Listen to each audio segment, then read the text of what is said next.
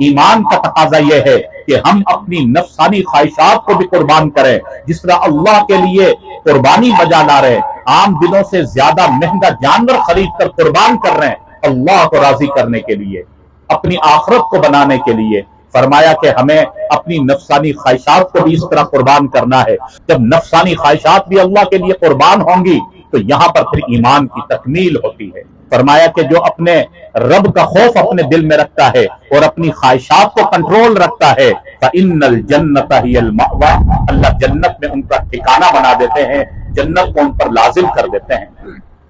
تو یہ جو نفسانی خواہشات ہیں، جو شیطانی خیالات ہیں، ہمیں ان سے اپنے آپ کو محفوظ کرنا ہے، اپنی خواہشات کو کنٹرول رکھنا ہے اور قابو رکھنا ہے، جس طرح صحابہ اکرام رضوان اللہ علیہم اجمعین نے اپنی نفسانی خواہشات کو کنٹرول رکھا تو اللہ تعالیٰ نے انہیں دنیا میں ہی کامیابیوں کی سندیں عطا فرمائی، اور فرمایا کہ عزم اور جذبہ یہ ہونا چاہیے کہ صرف قربانی نہیں، ہم اللہ کے لیے اپنی پوری زندگی قربان کرنے کے لیے تیار ہیں۔ صرف آج کے دن جانور قربان نہیں کریں گے، بلکہ نیت یہ رکھتے ہیں کہ یہ زندگی اور یہ سب کچھ اللہ کا دیا ہوا ہے، اللہ کے لیے پوری زندگی ہماری قربان ہے۔ اور دیکھا جائے تو اللہ تعالیٰ نے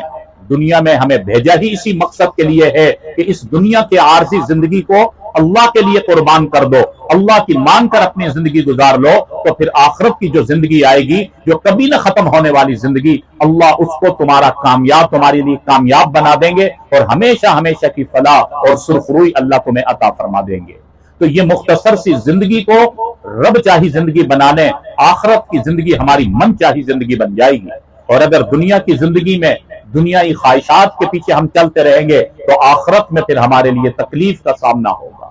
تو یہ قربانی جو آج کا عمل ہے، یہ قربانی ہمیں یہ سبق دے رہی ہے کہ اللہ کو راضی کرنے کے لیے ہماری زندگی کا ہر لمحہ قربان ہے، ہر وقت قربان ہے۔ اللہ کو راضی کرنا یہی ہمارا مقصود اصلی ہے۔